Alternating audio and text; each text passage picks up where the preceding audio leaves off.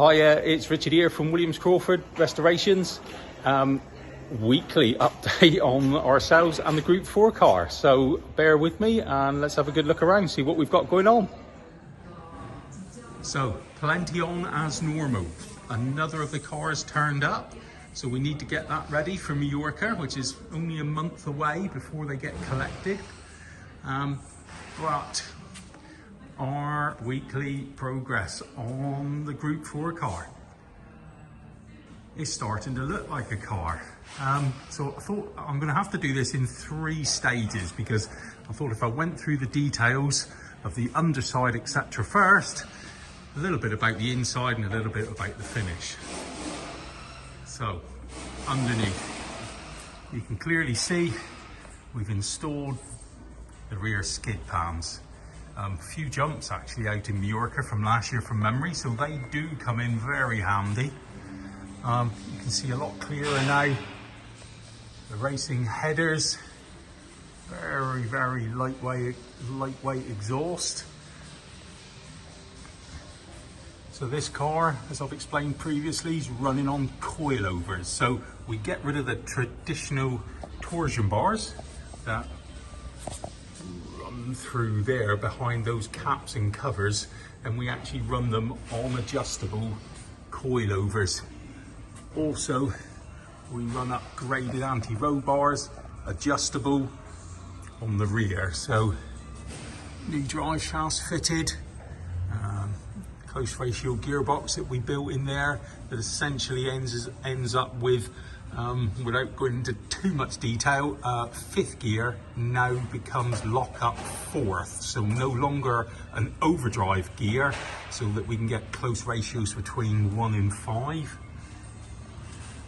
The floor is looking fairly good underneath.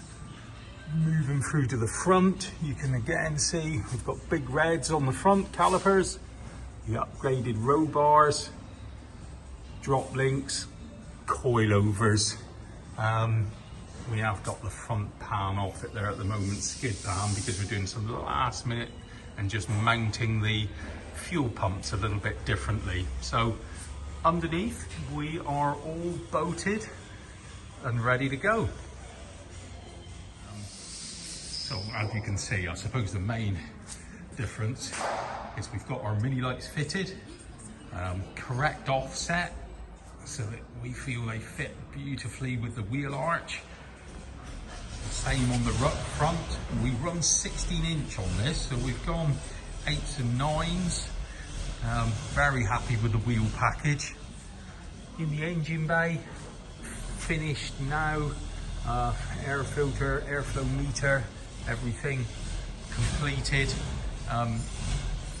The plate, uber special to me for the number 546. My dad used to run it in a Formula 2 stock car, so as a child, as we followed him around the country, 546 was always a number that shouted motorsport to me. So to be able to find a little private plate that I can run that number on this car just made it a little bit personal, or more personal even. I'm sure my sisters didn't enjoy the F2 experience quite as much as I did, but again, it will mean something to them. So all complete underneath, strut brace, fuel tank mounted. We're just altering the fuel pump setup. Want it a little bit more rubber mounted, so that we're just finishing off those details. But essentially, as you can see, road testing beckons. We are essentially finished. It will be corner weighting, alignment, and then extensive road testing, because it won't be so long before the Transport is turning up and off to its first event. So, also next week, sorry, livery is going on it. So we will see quite a difference on the exterior. To finish off the inside, very obviously, seats, seat belts, steering wheel, the foot plates, etc., all fitted. Did did a lot of work when we were in build with this car to get the seat brackets as low as possible. Really enjoy being sat low in the car, and a lot of time it's hard to get the bigger seats low. So we did a fair bit of work in its early stages. I don't know if you can see. Yes, you can. Shift light help me control me excitement of over revving the engine. But we are essentially there. All we have left to do is install the sidebars that go on the roll cage. They mount to give protection, especially when we've got such lightweight doors.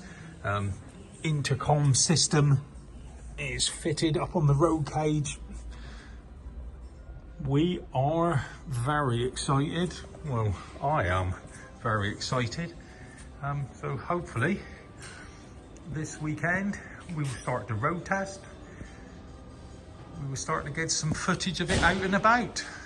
Many thanks for watching, and for next time, thank you.